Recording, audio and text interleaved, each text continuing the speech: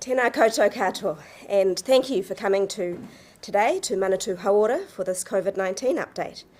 I'm joined by Health Director General, Dr. Ashley Bloomfield, and by Zoom, Te Whatu Ora Health New Zealand Chief Executive, Whepulaia Margie. COVID-19, there's no doubt that this winter is one of the toughest seasons our sector has ever faced, and COVID-19 cases have been steadily trending upwards, with flu and other respiratory illnesses also placing significant pressure on the health system. Today I'm going to outline some of the measures that will help us get through this darkest part of winter. They will help New Zealanders stay well, reduce the chances of those who get sick becoming severely ill, and take some of the pressure off our hard-working healthcare workers and health system. But before I do, I'll hand over to Dr. Bloomfield to give an update on where the outbreak is at and where it is predicted to head, and then Margie will speak about what is happening at the front line of our hospitals.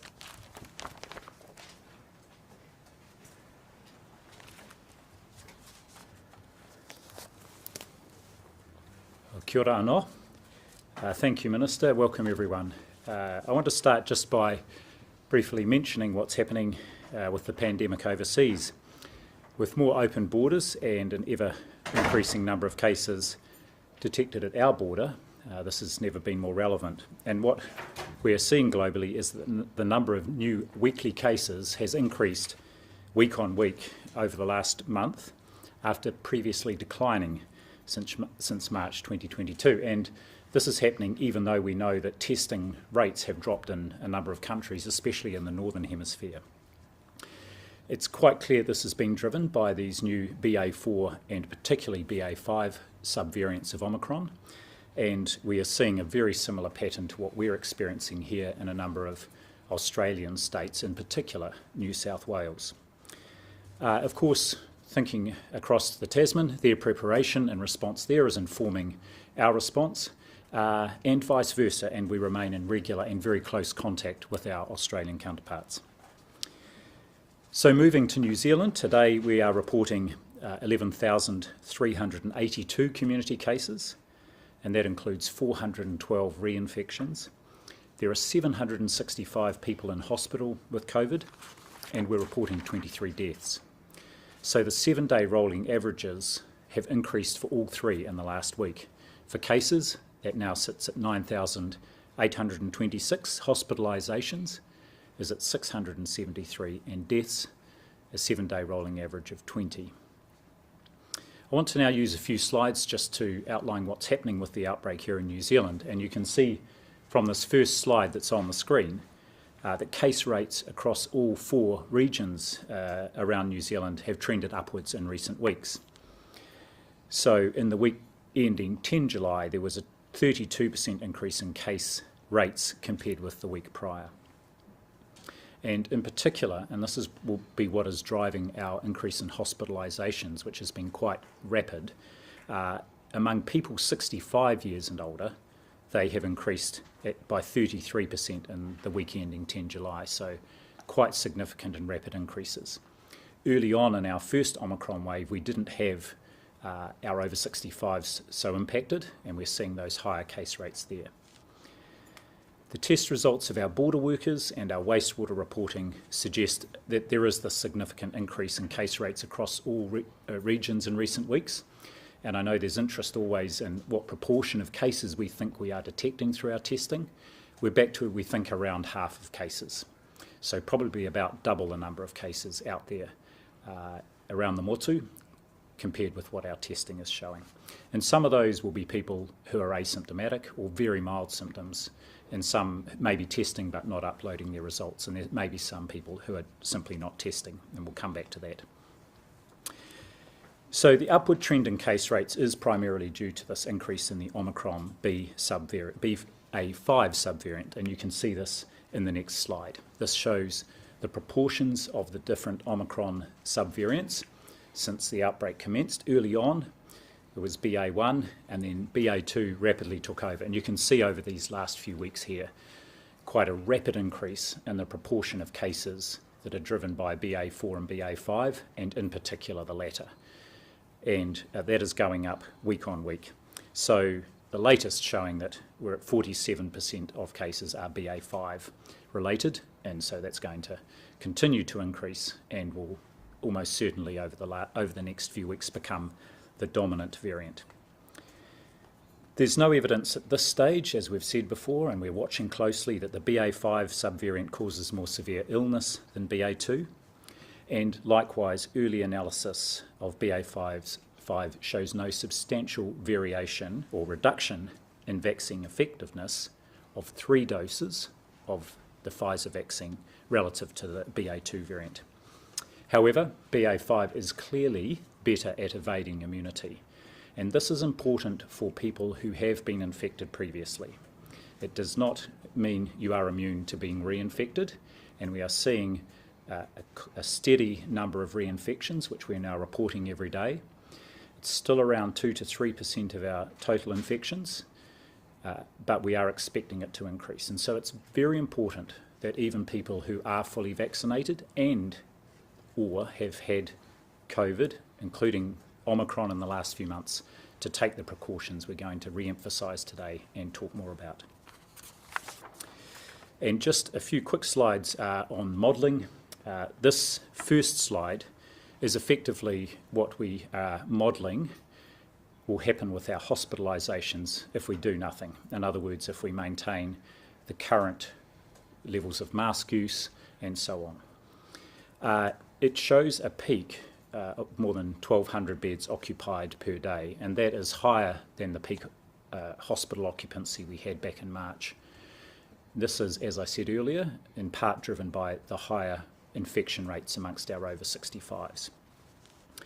And likewise in this scenario, our rates of community infection are expected to peak at around 21,000 cases per day, similar to what they were in the first peak. However, we can see that if we do something here, this peak in hospitalisations, and this is critical, we can lower that peak if we take steps, if we all take steps to limit our exposure to the virus and protect ourselves. We will reduce that peak of hospital occupancy to under 1,000.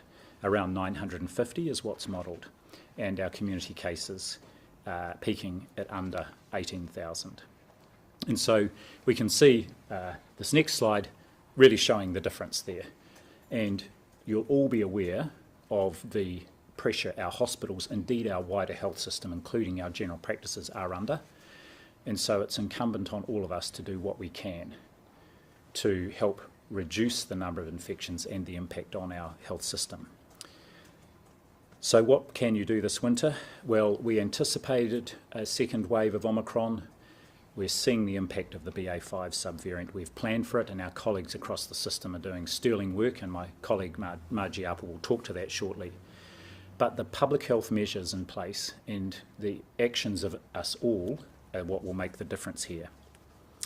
And so those steps need to be put in place to protect our vulnerable community members, our health system, and I might add our businesses and economy as well, to make sure they can function well.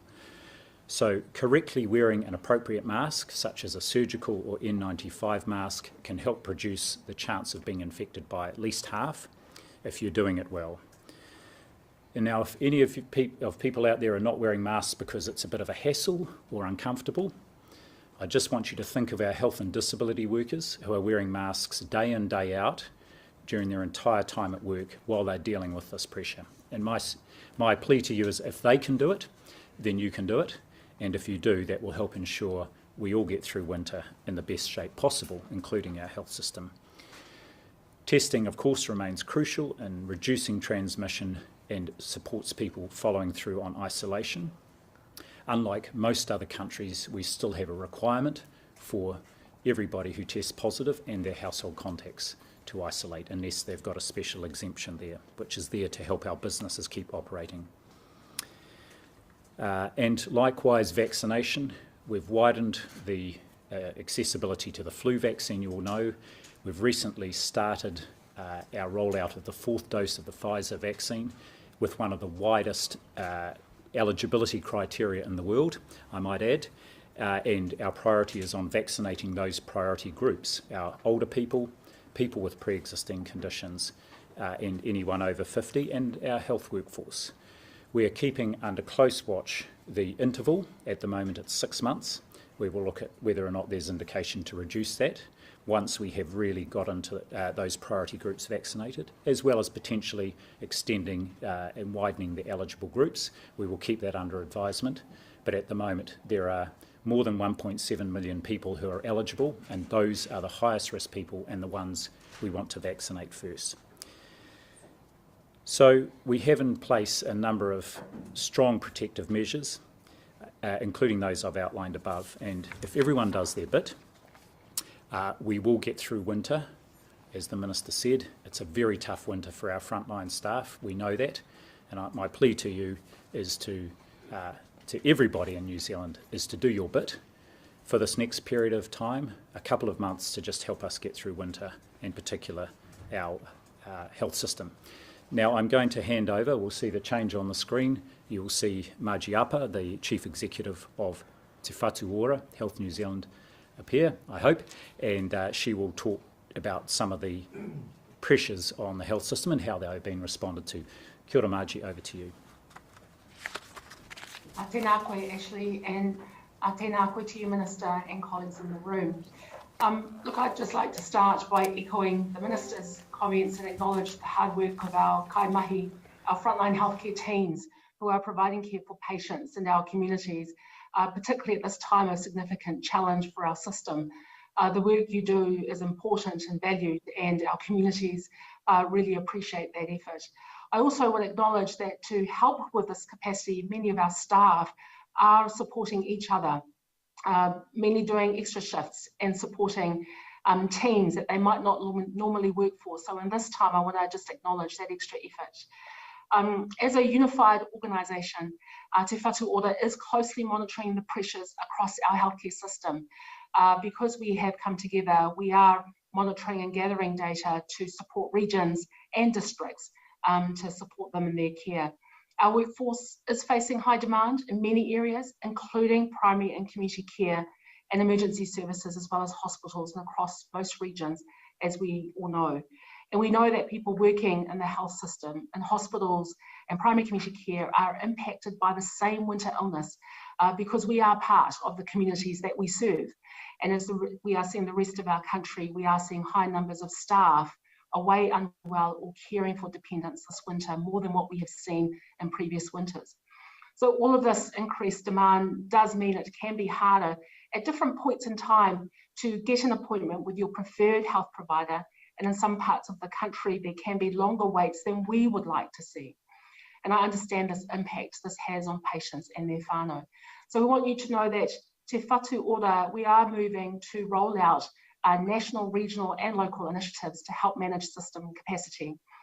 We're working regionally to manage demand, to prioritise urgent care and to deliver as much planned care as possible. We do understand how distressing it can be if your non-urgent surgery or outpatient visit is deferred because we've not been able to find the staffing. This is not our preferred way, and I just want to acknowledge this is a daily operational decision that can be affected by how many staff might ring in sick on any one day in the hospital. So hospitals are coordinating their daily planning, sometimes 2 or 3 times daily, to ensure that resources are deployed and shared to support access to care where it is needed. So aroha mai, we ask for some patience for our communities.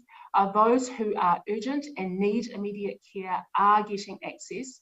And we know that many hospitals have been able to maintain planned care. The pressure is particular in our large metro urban-based hospitals who are seeing, some hospitals have reported this week, over 200 people reporting in sick in any one day. But we actually recognise that the need to support primary and community care and age residential care so that they can in turn support hospitals and avoid placing additional demand on them, but actually it's much more convenient for our families and communities to get care before even needing to leave home. So we are working on some initiatives to expand telehealth to alleviate pressures on ED and to provide more after hours options for patients. We do have initiatives that we can turn on if a hospital at any one particular point in time, and you have seen us exercise that in Capital Coast and Counties Manukau, where we do need extra urgent care to support those districts. This includes providing telehealth support for patients in an ED and enabling emergency ambulance services to have access to a GP or nurse over the phone so they can see and treat patients at the scene and reduce unnecessary admissions into hospital. We're working on national platforms to make it easier for GPs, ambulance services and Healthline to make direct referrals to radiology, reducing further the need for ED admissions or people waiting in hospital when they're otherwise well for a diagnostic. Opening hours for urgent care will also be extended into evenings and weekends where there is capacity to do so. And we want to acknowledge that primary care and urgent care services are facing the same kinds of staff illnesses as hospitals are. So that's to support people accessing care they need. Our focus is to make sure people get the right care at the right time in the right place and seek health advice early when they are unwell. By focusing on ensuring people access care early and receive appropriate care or advice in the community, we can help our urgent health services remain available for those who need it most. Local pharmacists are a useful point of advice and guidance in managing winter illnesses, and they can make recommendations on the best over-the-counter medicines. If someone is sick, before you leave home, call Healthline on 0800 611 116 anytime, day or night, if you are unsure what to do. And Healthline can offer advice, which might offer you some other things to do before you even leave home. So it also helps our health services, and just echoing the Director General's guidance, if everyone can do it to help us get through winter in good shape. Thank you, Ashley. Thank you, Dr. Bloomfield, and Te Pulai a Margie apa. To get through this stage of the pandemic, we're going to have to use the most effective measures we have to reduce the spread of both COVID-19 and influenza, and by doing so reduce the pressures on the health system and leave resources for those who are most in need. We have weighed up whether moving to the red setting under the COVID protection framework would make enough of a significant difference to slow or reduce rising case numbers. The main difference in the red level, gathering limits, would likely only offer an incremental benefit. The vast majority of disease transmission is most likely to be occurring in places where most people spend the most time, their homes and workplaces of any size. Wearing masks, getting boosted, testing and staying home if you're sick are the most effective ways to stop the spread of COVID-19. Our response to the pandemic has to be fast and flexible, but it also must be proportionate. We need to balance restrictions with practicality and effectiveness. These measures also help reduce the likelihood of catching flu and other winter illnesses, so that is why we are remaining at orange. However, we can improve how we are using the tools available to us at orange, particularly masks, rapid antigen tests or RATs, and antivirals. Under the orange setting, masks are required on public transport, in shops and in aged care facilities. You might think if you've had COVID-19, you don't need to wear a mask anymore, but the rapidly rising rates of reinfection show that that is not the case. Now is not the time to stop wearing masks. Evidence tells us wearing a mask halves your chance of being infected with COVID-19. It also helps protect you against influenza and other winter illnesses. So if you don't wear a mask for yourself, please wear one for our healthcare workers, especially over the next couple of months. To help more people wear masks, we will soon be providing free medical masks with RAT kits at all existing collection sites. P2 or N95 masks will be provided to those who are clinically vulnerable and high-risk individuals. We want people to test more. That's why we are removing the eligibility criteria for free RATs for individuals and their household members. You no longer have to say you have symptoms or be a household contact to get your RAT kits for free. However, please do continue to use the Request a RAT website to request RATs before you rock up to the collection point. It helps our team make sure we have the stock there for you. Also, the Ministry of Business, Innovation and Employment will be engaging with businesses to ensure they are aware of the guidelines for creating safe work environments. This includes ensuring people don't work when they're unwell, that mask use is encouraged, and that there's good ventilation at workplaces. Our message to business is simple. if you want to reduce the chance of your employees and customers getting sick, follow this public health advice. You're more likely to keep your doors open during winter. As you know, we have also recently announced a one-off supplementary energy payment to help schools better ventilate their classrooms without unaffordable heating and energy bills. And we have provided medical-grade masks for teachers and made child-size masks available for children in years 4 to 7, and regular-size masks for children year 8 and above. If schools take up the support in the coming term, their students will have more days at school and be healthier. Please use it. We are also launching a new campaign to encourage more people to get their booster shots and flu vaccinations. Health officials are calling and texting those who are eligible. If it's been 6 months since your first booster and 3 months since you've had the virus, please go get your second booster.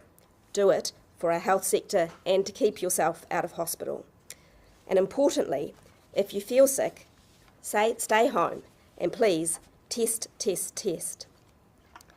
For those who contract COVID-19, we want to see antivirals used much more widely as they are so effective at preventing hospitalisations. Today, Pharmac will be announcing expanded eligibility criteria for the antiviral tablets Paxlovid, Molnupiravir, and the infusion Veklury. The change will take the percentage of people eligible for these drugs from 2% to 10% of cases, so approximately 400,000 people. The change will include a substantial simplification of the criteria. Anyone over 57 years of age will be eligible, and there will be improved access for Māori and Pacific peoples, as well as people with other risk factors. Pharmac will release the full criteria that includes these other risk groups today. One of these medicines, Paxlovid, reduces the chance of an at-risk person going to hospital by almost 90%. And to give you a sense of the potential impact of that, yesterday, more than half the people newly admitted to our hospital were over 70. To realise the benefit of these medicines in this outbreak, we have to make sure they reach the people who need it when they need it. Now, currently, many people already access antivirals through their general practice. In addition, our care in the community team also identify people at high risk who report positive RATs via the website, and then they prioritise them for a call from their GP to make an assessment and issue a prescription. This is a great system, but we need to do more. Firstly, we are encouraging GPs to identify high-risk people under their care in advance of them becoming sick and assess if they are eligible for antivirals, and if so, write them a prescription to be dispensed when needed. This just-in-case approach is what we call a back-pocket prescription. The approach is widely used for antibiotics, and we can use it for antivirals too.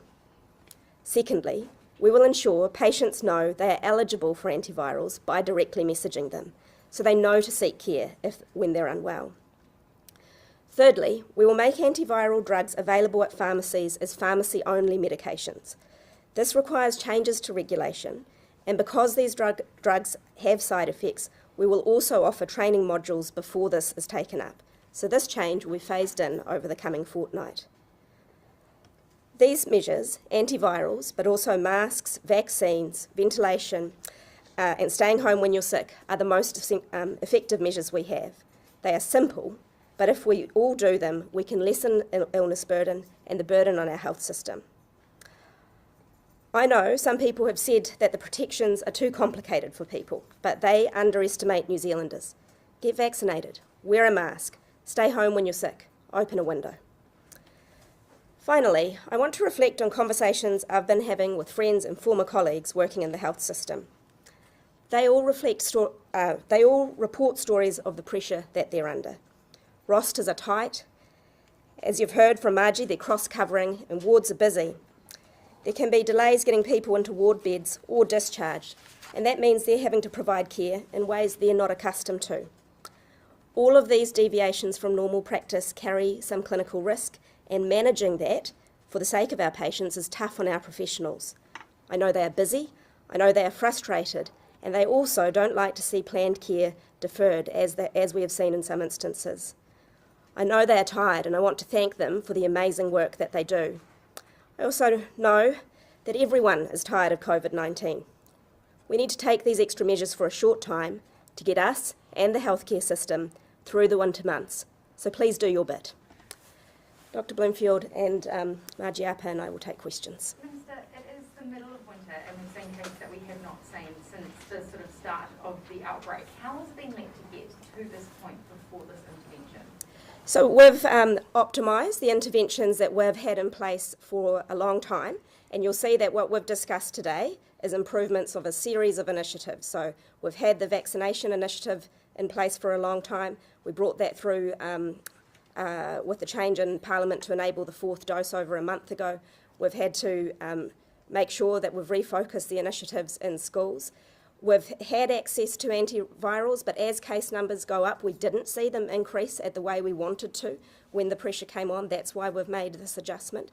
And in terms of free testing, we've made that adjustment as we've seen that perhaps test numbers were going down over time. So, of course, we have had systems in place all along, but they do have to be optimised in response to the facts on the ground. And the last time we saw case numbers like this, we were at red. So if not now, when? Or is red essentially now redundant? No, it's not redundant. I think one of the themes that Kiwis have seen as we've gone through this pandemic, especially since September last year, is this is a virus that keeps changing, and therefore we do need a flexible response system. That is the purpose of the traffic lights. And if you read the stories, you'll know that we've had new variants on the horizon reported overseas out of India just in the last coming week. So we need to be able to continue to have a response that we can flex. But for the reasons I've outlined, we believe we can get through focusing on the basics of masks, vaccination, ventilation, and staying home when you're sick. But if, given the absolute strain that you sort of all three of you have stood up there and basically begged the public to avoid going into the hospitals and do everything they can before having to get into the public health system, that speaks to the strain that it is under, and especially seeing the case numbers that we've got. If we're not moving to red now, will there ever be a time that we'll move to red? And then doesn't that undermine the whole traffic light system as it stands? As I've explained, this virus can mutate and we need the ability to be able to change our response, and that's why we need a gradiated system like the traffic lights. Indeed, we know that the health system is under pressure, and that's why the imperative is on us to use the most effective measures. Those are vaccination, mask use, staying home when you're sick. We're supporting that with testing and widening the scope of antivirals. Why not wider mandated mask use then? What we need to do is to make sure that everyone knows right now wearing your mask will make a great difference to the situation in our health system. Thomas. The main reason you just said for not going to red is that you believe that this is not where the transmission is occurring, the areas that would be clamped down on at red. So to sort of further on Amelia's question, what would be the circumstance where you would see the transmission in those areas so that you would go to red? Like, if not now, I can't really see. Can you explain when? Yeah, so as we've seen throughout the pandemic, we've seen the transmission characteristics of the virus change as it mutates. And one of the things we've seen at the past is quite a dispersed range of different transmission situations, and a big concern about super spreading events earlier on in the pandemic. Those are the sorts of situations for which gathering limits might be very helpful. But if you look across what's going on now, people are catching COVID in their homes and workplaces, and it's pretty obvious just looking around that is where the vast majority of transmission is happening, and that's why we need to focus on that.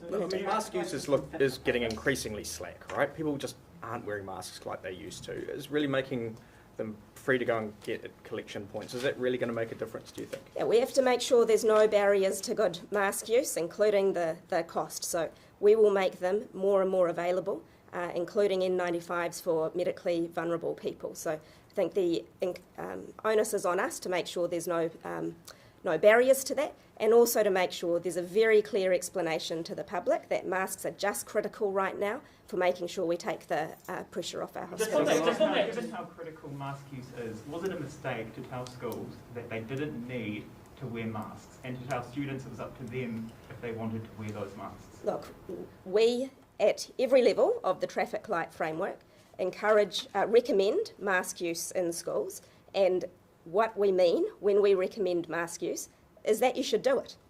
Just on the barriers question, why haven't you guys essentially given everyone N95 masks instead of just the vulnerable, when you guys know that N95 masks make a massive difference in reducing transmission? And also, just on the flu vaccine, why haven't you increased that to allowing everyone to get it for free? So with medical masks, we know that they're incredibly effective and they are practical, and the guidance is for most people in community settings, they are good protection, and I wear a medical mask for that reason. We will provide N95s for those who are medically vulnerable, and that will come through at our collection points shortly. In terms of the flu vaccine, look, the advice that we received was that the flu vaccine to be effective, the flu vaccine is most effectively targeted at the groups that we're currently providing it to freely, and that's the basis on which we made that. But you guys are essentially, creating a campaign to encourage people to do it. Isn't payment a barrier to them? Well, we think the flu vaccine is targeted at those. Is funded for those groups most at risk of hospitalisation. Just the red setting will only give an incremental benefit, I think those were your words. Is the traffic light system fit for purpose dealing with Omicron and the subvariants that we're seeing? I think the second part of your question gets at precisely the point, which is that we need flexibility in order to respond to a virus that frequently changes, and indeed having the options of titrating up protections should we need it is incredibly important for our safety from future variants. Those protections in the red level you're saying aren't aligned with the sort of transmission dynamics we're seeing, so why not, shouldn't we have a traffic light system that you can actually move between levels to respond to the situation in the community? Well, make it up I've explained that we do have the traffic light system in order to be able to respond to changes in the virus, but I think the most important thing here is that currently what we are seeing is a virus that masks, vaccinations and testing and staying home when you're sick and antivirals will be incredibly effective for. So whether we were going to red, where there are more mandated settings, wouldn't impact, even at red, I would still be asking people to do exactly the same things that we're asking them to do at orange. But you would have to rewrite the red setting. When did you start looking at this widened access? Has this been something that works for a while, because this could have been brought in the last wave, is that not? Widened access to antivirals? Sorry, access to rats and masks. Has that been in the works for a while? We've been working on that particular part for a couple of weeks. Yeah. Was that not ever considered in the initial Omicron outbreak? Indeed, different settings were considered, but we're in quite a different situation in terms of rat availability, and we've seen how it's being used. I think that's the important thing. We've been concerned that the test positivity rate is going up, and it means people may not be testing as much as previously, and so that was one of the prompts for making the change. Do you think the advice on targeting the flu vaccine was broadly correct, or do you, with hindsight, wish that the advice had recommended a slightly broader targeting of the flu vaccine? Look, I haven't given that much consideration, but it is, it's certainly appropriately targeted at those at the highest risk. Public health experts are saying that we need to be moving towards becoming a mask-wearing society, including having to use, sort of public health campaigns a la Don't Drink Drive, wear your mask to protect others. Why are we not rolling out sort of a public awareness campaign like we do with drink driving? Oh, we are rolling out a campaign to promote greater mask use, and you've heard that message consistently from Dr. Bloomfield today, and we will have we'll have a advertising campaign promoting the message that masks matter, hitting screens very soon. I'm just going to pause here because, as you know, Margie will be leaving us soon. So if you have any questions for Margie about how the health system is responding to these demand pressures, would you like to ask her now? Yeah, what's going to it's already under pressure. What's going to happen, when we hit those really high numbers in a few weeks' time? Look, I think much of what we do at the moment is in every hospital, particularly, and I know in primary and community services, we monitor the situation daily, and we deploy people, as we are now, We know our workforce are helping each other, where we've got people who are doing more work or shifts, and we have to make sure that we are keeping them well and not burning people out. So those daily operational rhythms of monitoring what happens and how we move resources around to support what we have now, which we didn't have before 1 July as Te Whatu Ora, is much greater regional coordination and collaboration, looking at escalation models within individual hospitals and where regions are able to support each other. So all those operational rhythms are part of how we will manage the system and supporting our workforce. If I could just go back to the masks. Thank you. So just if you're rolling out this mask campaign now, why have you waited until the middle of winter when we're getting 13,000 cases a day? Why not roll this out at the start of winter when clearly this was going to be coming down the traps towards us? Look, I think what we're talking about is a refresh of a number of government messages, but we in particular want to, and we have had supply and we have had recommendations for masks for some time now. So what we're doing is just re-emphasising, as we should, when our health system is under so much Māori pressure. and Pacifica are the most vulnerable in that age cohort, that's right. But when they go in to get vaccinated, they take in whole whānau lots. So why don't you just allow whole whānau lots to be vaccinated rather than still targeting that age cohort, which didn't work for us the first time around? Yeah, so firstly, we recognise being Māori or Pacifica as an additional risk factor, which is why the recommendation for vaccination for a fourth dose or a second booster has a lower age level for both Māori and Pacific people.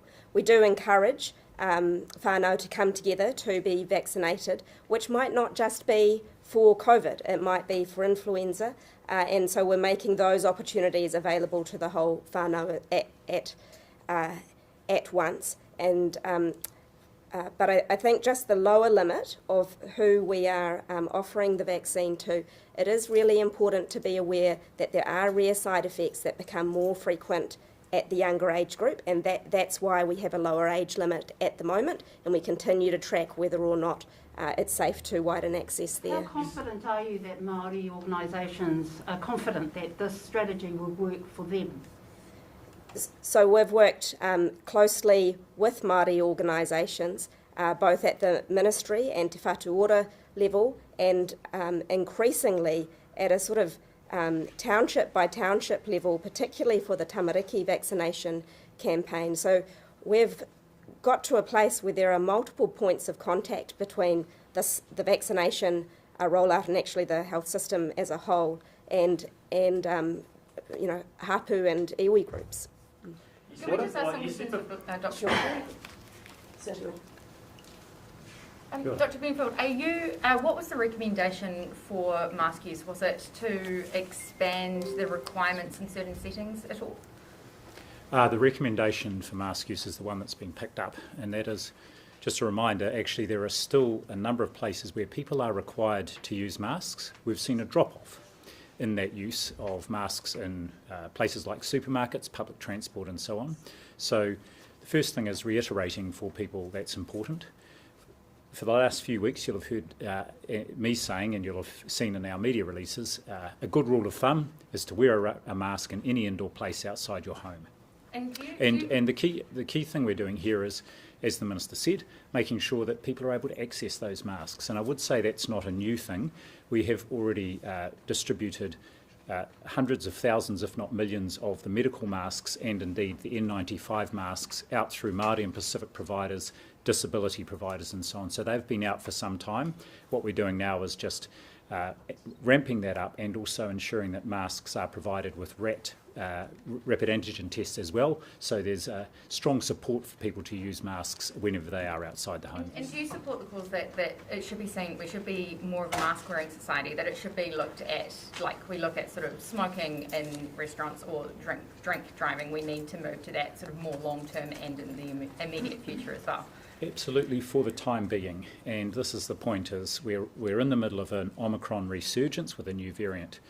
Mask wearing should be like wearing a seat belt, absolutely, and that's why we still have an order which requires people to wear them in a number of indoor environments, and we're encouraging and supporting people to use them in a wider range of indoor environments as well, including in schools by, as the announcement was a couple of weeks ago, providing masks to schools for children and staff. So what about the strategy for our whaikaha whānau who aren't able to? Because we've got a lot of reports about them being abused because they simply cannot. So what's the strategy for them? Well, I think the strategy there is for us all to take that on board, that actually there will be some people who are unable to wear a mask, and those people can, and many of them have applied for an exemption, which is a legitimate exemption, and we must be open and generous and kind to those people who can't wear a mask. By the same token, those of us who can should show an example and wear masks, including to protect our tangata whaikaha and other vulnerable people who are not able to wear But they've masks. been prohibited from going into things like supermarkets, as an example, being abused by bus drivers, not being allowed on the buses. How will that be overcome? I think our supermarkets are very aware that if people have got an exemption, then they should be, and I have not seen reports or we haven't heard reports of problems in supermarkets. I certainly read the story in the media today, and I think that's an important reminder to everybody, including our businesses and our bus drivers, that some people will have an exemption, and if they do have it, that will be a legitimate one. There's a lot of language. You said before, you showed the modelling before of the peaks in the second wave, if we didn't do anything and if we didn't. Can you just say where you're expecting this wave to peak? And are you sort of seeing similar modelling in terms of, Auckland peaking first in the second wave, or regional, differences in that case? Well, you saw in the first slide that rates are going up right around the country. So it's different from when we had the first Omicron wave, which was very much Auckland-based to start with. Likewise, hospitalisations are increasing around the motu. And so we've got high numbers in all our districts and regions around the country. In terms of the peak, we've seen that increase in the 7-day rate of positive cases. However, the last few days have been quite steady.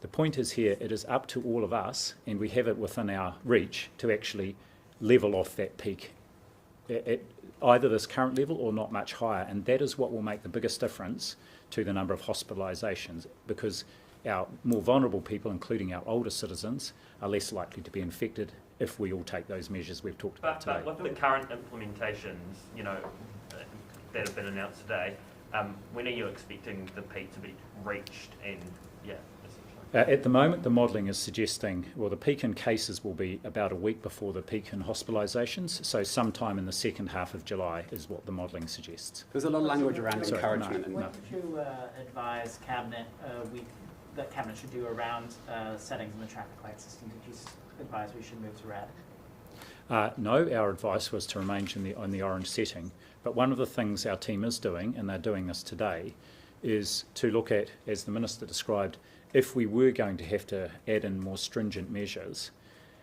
either through this Omicron wave or because of a variant in the future, what are the settings that perhaps we should have in red, including indoor gathering size limits and so on, because our sense was that the current indoor gathering size limit was unlikely to make much of a difference, and that these were the important measures.